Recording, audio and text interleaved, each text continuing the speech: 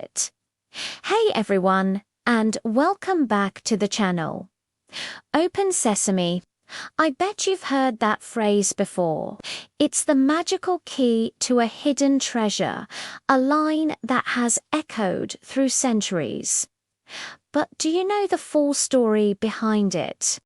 Today, we're re-diving deep into one of the most thrilling tales from *1001 Nights*, the story of Alibaba and the 40 Thieves. This isn't just a simple story of a poor woodcutter who stumbles upon a fortune. It's a gripping narrative filled with cleverness, greed, betrayal, and incredible bravery.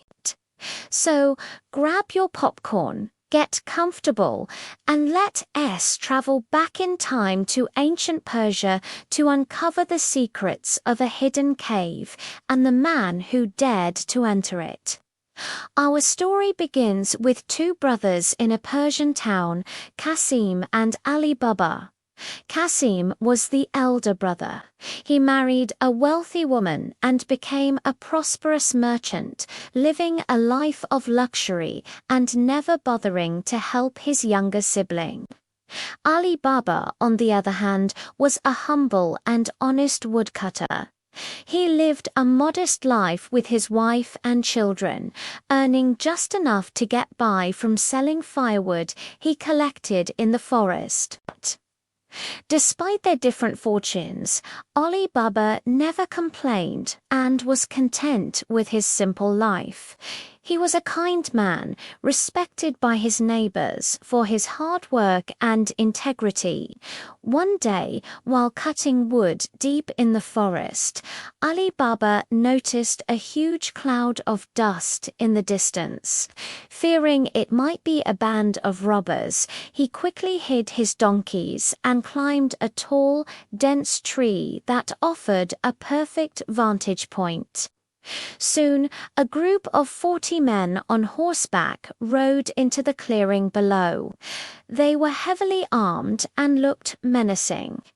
Alibaba held his breath, realizing he had stumbled upon a dangerous gang. The leader dismounted, approached a large rock, and in a loud, commanding voice, he declared, "Open Sesame." To Alibaba's utter astonishment, a hidden door in the rock face slid open, revealing a dark passageway. The 40 men carried their heavy saddlebags inside. A few moments later, the leader reappeared and commanded, "Close Sesame," and the door sealed shut, leaving no trace of an entrance. Alibaba was stunned.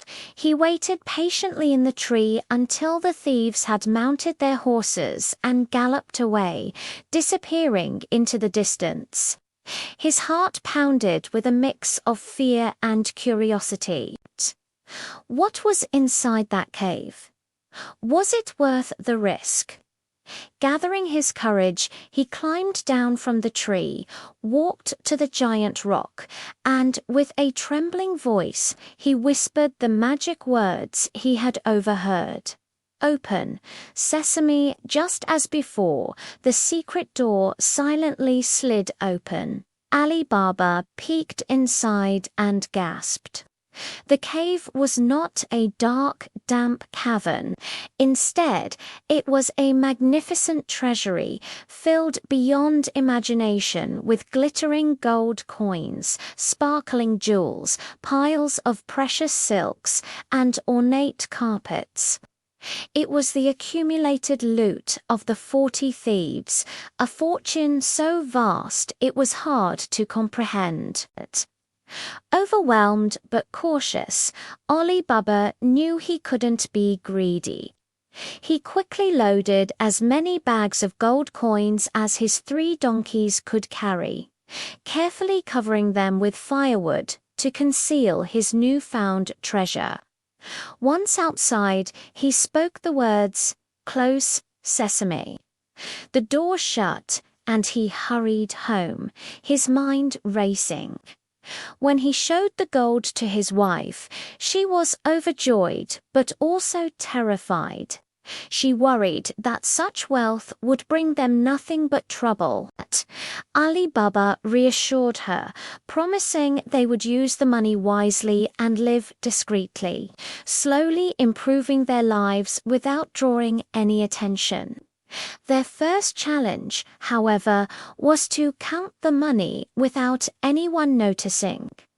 Alibaba's wife, wanting to be precise, decided to borrow a measuring scale from Cassim's wife. She went to her sister-in-law, who, being suspicious and curious by nature, secretly coated the bottom of the scale with a small dab of wax, hoping to find out what kind of grain her poor relatives were measuring. When the scale was returned, Cassim's wife was shocked to find not a grain of rice, but a single shiny gold coin stuck to the wax. Consumed by jealousy, she confronted Cassim, telling him that Alibaba, the poor woodcutter, was somehow measuring piles of gold. Cassim's greed was instantly ignited. He stormed over to Alibaba's house and demanded an explanation. Trapped Alibaba had no choice but to confess the entire story of the secret cave and the magic words. Cassim, blinded by his insatiable greed, forced Alibaba to tell him the location of the cave.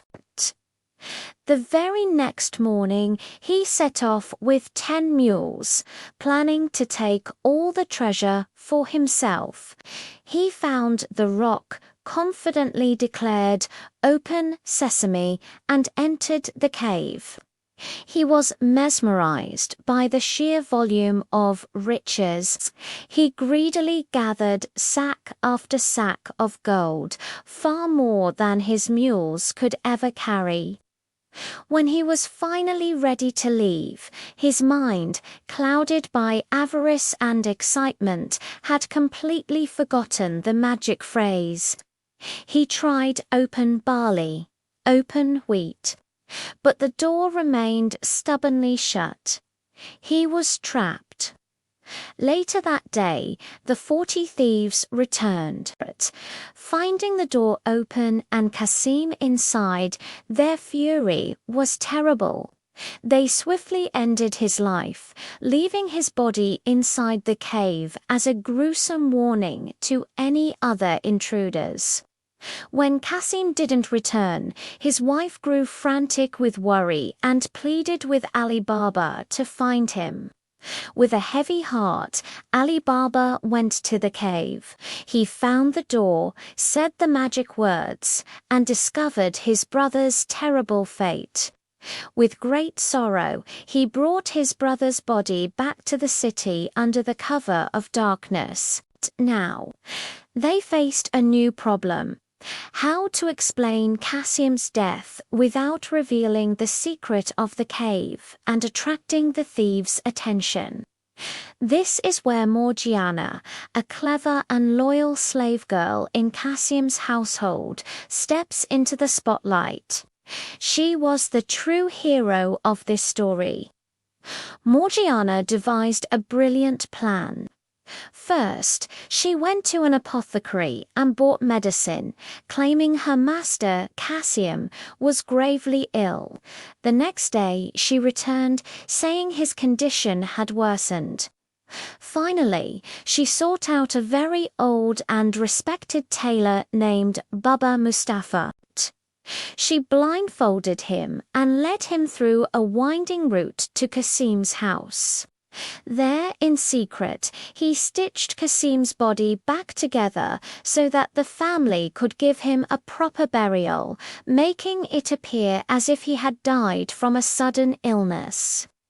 Her clever deception worked perfectly. The townspeople believed Cassim had died a natural death, and no one suspected the truth. Meanwhile, when the thieves returned to their cave and found Cassim's body gone, they knew someone else had discovered their secret. Their leader, a cunning and ruthless man, sent one of his thieves into the city disguised as a traveler to investigate. The thief eventually found his way to Baba Mustafa's shop, bragging about his excellent eyesight. The old tailor mentioned that he had recently sewn a dead man's body together in a strange house while blindfolded. The thief, realizing this was the clue he needed, bribed Baba Mustafa to lead him there again. Blindfolded, the thief then secretly marked Alibaba's front door with a white chalk X, planning to return that night with the whole gang to eliminate everyone inside. But he underestimated Morgiana. Her sharp eyes noticed the strange white mark on the door later that day.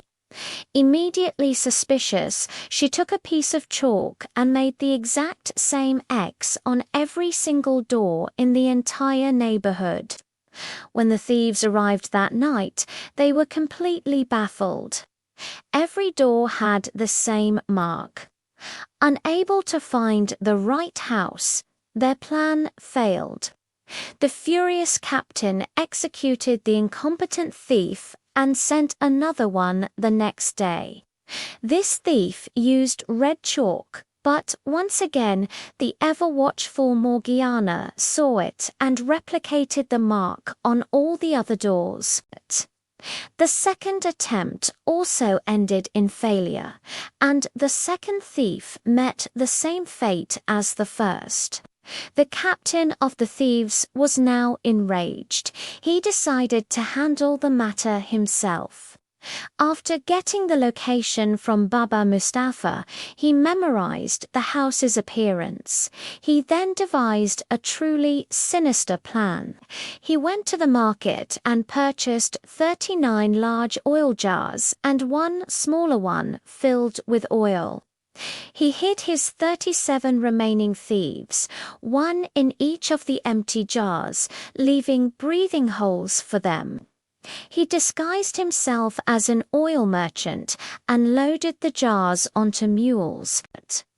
He went to Alibaba's house, which he now recognized, and asked for shelter for the night, claiming to be a traveling merchant. The kind-hearted Alibaba, unaware of the danger, welcomed him in and offered him hospitality, instructing Morgiana to prepare a meal for his guest. That night, as Morgiana was working in the kitchen, her lamp ran out of oil. Remembering the merchant's jars in the courtyard, she went to borrow some.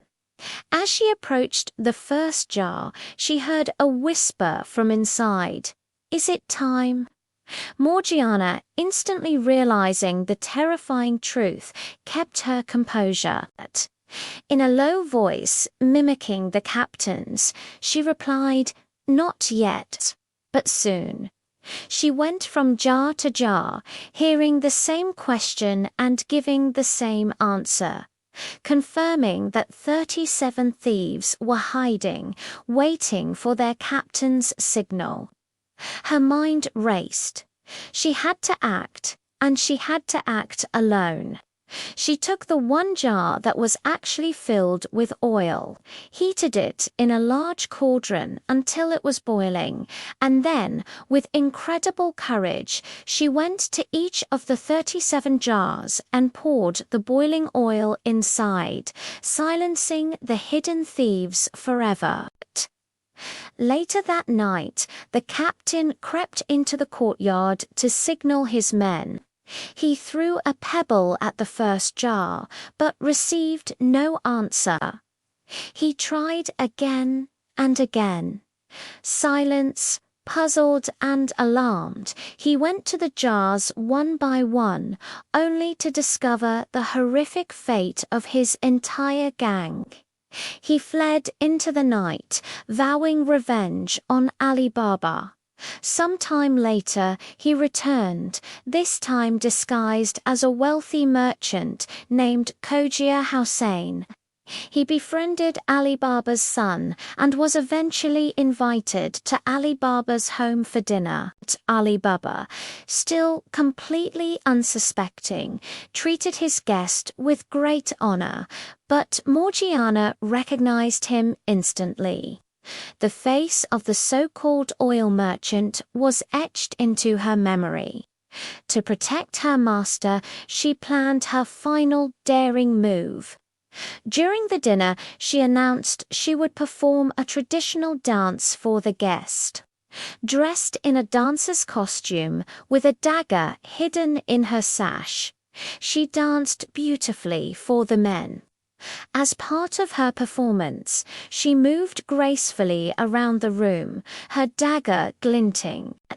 In a swift, final movement, as she danced near the guest of honor, she plunged the dagger directly into the heart of the thieves' captain, ending the threat once and for all. Alibaba was horrified, but Morgiana quickly revealed the man's true identity and explained all she had done to protect the household. Alibaba was overwhelmed with gratitude. He realized that Morgiana's intelligence, bravery, and loyalty had saved his life not once, but multiple times. He declared that she was no longer a slave, but a cherished member of his family. To reward her beyond measure, he offered her his son's hand in marriage, which she happily accepted. Ali Baba was now the sole keeper of the secret of the treasure cave. He used the wealth wisely, helping his community and living a long, happy, and prosperous life, forever grateful to the remarkable woman who had made it all possible. And that's the epic tale of Alibaba, a story that teaches us about the dangers of greed, the power of wit, and the incredible courage one person can have. What an incredible story, right? It goes so much deeper than just open sesame. Morgiana is truly one of the most underrated heroines in all of literature. What do you think? Let me know your favorite part of the story in the comments below. If you enjoyed this journey into classic folklore, don't forget to hit that like button and subscribe for more deep dives into the world's greatest stories. Thanks so much for watching, and we'll see you in the next video.